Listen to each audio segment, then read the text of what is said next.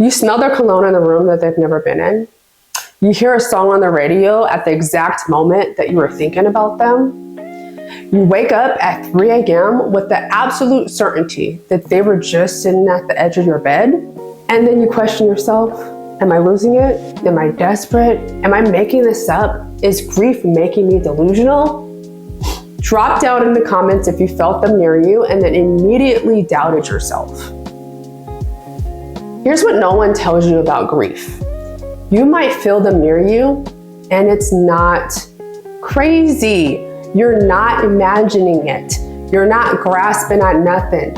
You're definitely not losing your mind, because love is a frequency that transcends the physical death. Your central nervous system is attuned to their energetic signature. The veil between worlds is thinner than you were taught in your intuition. Your intuition is ancient wisdom, not delusion. Welcome back to Things No One Tells You About Grief. I'm Amber, and if you're a Black, Indigenous, or woman of color who's been taught to be strong while also being ashamed for your spiritual beliefs, this episode is for you. Today, we're talking about something that most grief resources won't touch: the reality of your person after they're gone. And I'm not just speaking as a grief therapist, I'm also speaking as an evidential medium. This is a unique combination that allows me to help BIPOC, Black, Indigenous, people of color, women, navigate grief in a way that honors both psychological and spirituality, both evidence and intuition. So let's begin. The silence around spiritual experiences. So let's talk about what nobody tells you, and most importantly, what nobody allows you to say. You're grieving, you're in therapy, you're talking to friends, or you're in a support group, and you have this experience where you may smell them, you sense them, you receive what feels like clear signs from them, and then you start to share it. And then you watch people's faces change, right? They get uncomfortable and they get that look that's both of a mix of pity and concern. And someone says, oh, that's just your brain trying to cope. Someone else says, grief can make you say things that aren't real. Your therapist might even say, we need to talk about distinguishing between what's real and what's wishful thinking, right? And then suddenly you feel ashamed, crazy. Like you need to hide this part of your experience. Here's what no one tells you though. The shame around spiritual experiences and grief is cultural, not universal. In many Indigenous cultures, communication with ancestors is expected, normal, and sacred. In many African cultures, the deceased don't leave, they become ancestors who remain actively involved in the lives of the living. In many Asian cultures, maintaining connection with the dead is a fundamental part of life. But in Western white dominant culture, specifically in these clinical spaces, there's this insistence on moving on and accepting that they're gone, on treating any sense of ongoing connection as pathological. Okay, so comment down below what your cultural or spiritual background is. Were you taught that the dead stay connected to us, or were you taught that they're gone? This context matters so much in how we experience grief. Now, your ancestors knew things that modern psychology is only beginning to remember. Okay, now if you're resonating with this, if you've been silenced or shamed for your spiritual beliefs and grief, hit that subscribe button and that like button right now. This is a series and a space where your whole experience is welcome. The psychological and the spiritual, the scientific and the sacred. The science of connection. Now, before anyone tells you that this is all woo-woo, let's actually talk science, okay? Because here's the thing, science is catching up to what spiritual traditions already know, okay? First, your nervous system is a sophisticated antenna. You heard that right. Your body can detect electromagnetic fields. Your heart generates an electromagnetic field that can be measured up to several feet away from your body. When you spend significant time with someone, your nervous system literally synchronizes. Your heart rate coordinates. Your breathing patterns align. Your brain waves entrain to each other. This is measurable. This is science. When that person dies, your central nervous system doesn't immediately forget that signature. It's still attuned. It's still searching for that frequency that it was entrained to for so many years, maybe even decades. So when you feel them, that's not metaphoric. Your nervous system might actually be detecting something. All right, second, quantum physics discloses that consciousness might not be contained in the body. I'm not even gonna pretend that I'm a scientist or a physicist.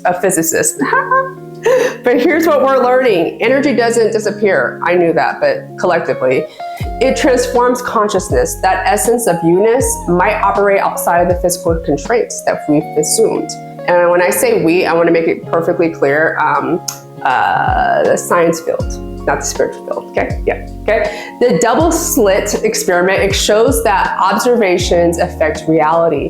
Quantum entanglement shows that particles separated by vast distances can still affect each other instantaneously.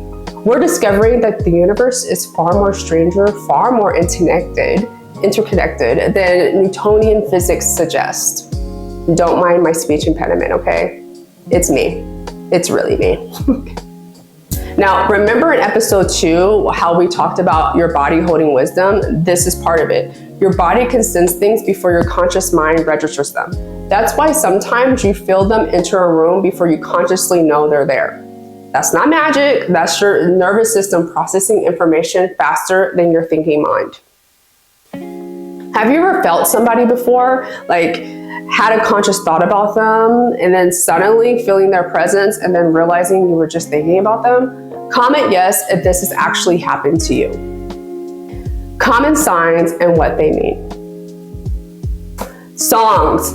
Their song comes on at impossible moments. The radio station doesn't even play that genre, but suddenly there it is, right when you needed it. Scents. You smell their perfume, their cooking, their cigarette smoke, that specific smell in places they've never been at times where no logical explanation exists. Dreams, common. Not regular dreams though, visitation dreams. These feel different. They feel real. You wake up and you absolutely know that they're with you. These dreams often have specific qualities. They're vivid, clarity, direct conversation, communication, a sense of peace, and you remember them for years. Technology, lights flicker when you talk about them. Your phone does impossible things, calls from their old number, texts that make no sense, electronics going haywire at a specific moment. Yeah.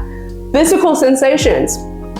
You feel a hand on your shoulder. You feel them sit on the bed. You feel that specific energy of their presence, and your body knows the difference between your person and any other energies. And then synchronicities, their name appears 3 times in a day, 3 times in a row, or a day.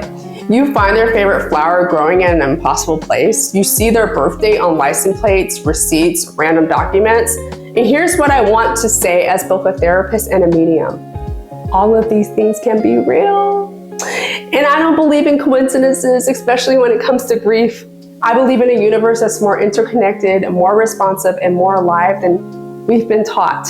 Okay, so what are some signs that you've received? Drop them down in the comments. Don't hold back now, because this community understands, and your sharing might to give someone else permission to stop doubting their own experiences. If you're realizing you need support from someone who honors both the psychological and the spiritual dimensions of grief, visit my website, link in the description. I offer free therapy consultations for California residents and spiritual counseling worldwide. I help BIPOC women, remember BIPOC means Black, Indigenous, people of color, navigate grief through psychospiritual evidence-based counseling. And as an evidential medium, I can help you understand and trust these experiences without shame. My work as an evidential medium. So I want to talk about something personal, my role as an evidential medium and how it impacts our work together. What is evidential mediumship, one might say? Well, it means I can receive specific verifiable information from people who have passed, information I couldn't know through any normal circumstances, such as names, dates, specific memories, personality traits, inside jokes, causes of death, messages that only make sense to the person receiving them. This isn't cold reading. This isn't cold readings either. These aren't vague statements that could apply to anyone. This is your maternal grandmother is here. She's showing me her garden, specifically the rose bushes on the east side of the house. She's talking about the blue ceramic bird you kept from her kitchen, and she wants you to know that she's not angry about the funeral. That level of specificity, that's evidence, my friend, okay? And here's how this impacts grief work. When I work with clients, I'm operating on 2 levels at the same time. As a therapist, I'm helping you process trauma, regulate your nervous system, build coping skills, understand your grief through evidence-based psychological frameworks. Yeah. And as a medium of 16 years of practicing in continued development, okay, I can offer you direct evidence that your person still exists, still loves you, and still sees you. Okay. Do you know what that does for grief? Do you know what happens when someone moves from I hope they're okay wherever they are to I know they're okay because you just told me specific things only they would know? It literally changes everything. Now, it doesn't eliminate grief. Death is still a physical separation that causes real pain, but it transforms the grief from they're gone forever to they're still connected to me. It's just in a different form. For BIPOC women, especially women who carry not just personal grief, but generational grief, cultural trauma, the weight of ancestral suffering, knowing that you can still connect to your ancestors, that's healing on a level most Western therapy cannot touch, okay? I share weekly about this integration of mediumship and grief work on my Substack, how to develop your own intuition, how to recognize real signs versus wishful thinking, practices for connecting with your ancestors. You can find the link down in the description, okay? It's for women who want to honor both evidence and spirit. Now, you know a question is coming. Now, would you want to receive messages from your person, or would that feel too painful right now? Note that there's no wrong answers because some people are immediately ready and some people need time, all right? So let me know down below. Just curious, okay? Trusting your intuition without bypassing your grief, okay? So now here's something important. Sensing your person doesn't mean you bypass your grief, all right? I've seen this mistake in two ways. First mistake, spiritual bypassing. I can't stand it. This is when people use spiritual beliefs to avoid feeling their pain. Like, they're in a better place, so I shouldn't feel sad. They're still with me, so I don't need to grieve. Everything happens for a reason, so the loss must have some meaning, okay? No, that's not what we're doing here, okay? You can know that they still exist and still grieve the loss of their physical presence. You can receive signs and still feel devastated that you can't hold them. You can believe in the afterlife and still be furious that they died. Why? Because both things are true. Always both, okay? Second mistake, doubting everything. This is when grief makes you so afraid of losing your mind that you reject all intuitive experience, all signs, all sense of connections. This often happens in clinical spaces where therapists with good intentions, though, try to ground you in reality. But if your reality includes dimensions they can't measure, what if your reality is more expansive than their training allows for? Here's the balance. Trust your intuition, honor the signs, because your nervous system will tell you when they're near. And also feel your feelings. Cry when you need to cry, rage when you need to rage. Don't use spiritual connection as a reason to push through your grief. The signs aren't there to stop your grief. They're only there to support you through it. Here are some practical practices for trusting your intuition, all right? First, create a signs journal. Write down every experience, the date, time, what happened, how you felt. Over time, you'll see patterns. You'll notice that some signs consistently appear at times that are very meaningful, okay? Second, ask for specific signs. Say out loud, if you're really here, show me whatever specific thing. In the next 3 days, okay? Be specific, then pay attention. If it happens, that's evidence. And don't try to rationalize it, okay? And if it doesn't happen, that's okay, because timing isn't always controllable. Third, notice your body. Always come back to the body. When you receive a real sign, your body will know. There's a specific feeling. It's peace, warmth, certainty, love. When you're grasping or imagining, it feels different. It feels anxious, desperate, forced. You gotta learn how to tell the difference, okay? Fourth, find spiritually informed support, okay? Not all therapists understand this. Not all mediums understand trauma-informed grief work.